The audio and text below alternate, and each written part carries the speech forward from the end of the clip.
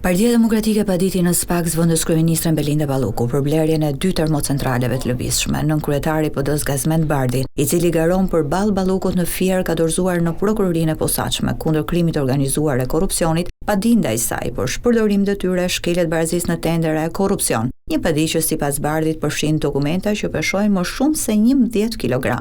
Bardhi theksoi se ligji është shkelur pasi fituesi i tenderit për këto termocentrale të lëvizshme është caktuar, ndërsa procedurat ende vazhdonin.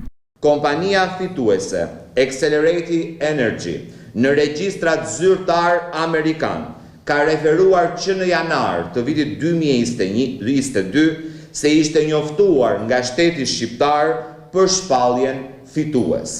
Pra ndërkohë që tenderi në Shqipëri ishte ende i hapur formalisht, kompania njofton autoritetet përkatëse amerikane se e kishte fituar tenderin, ndërkohë që pala shqiptare e përfaqësuar nga Belinda Balluku e shpalli zyrtarisht fitues në mars të vitit 2022. Sipas Bardhit, dëmi që është shkaktuar buxhetit të shtetit është i lartë. Në total llogariten rreth 69 milion dollar vetëm për qiran, operimin dhe mirëmbajtjen, plus 2.6 milion euro për ndërtimin e infrastrukturës, plus 7.2 milion euro për depozitim dhe ngarkim-shkarkim i lëndës djegëse, plus 1.7 milion euro siguracion për mjetet lundruse.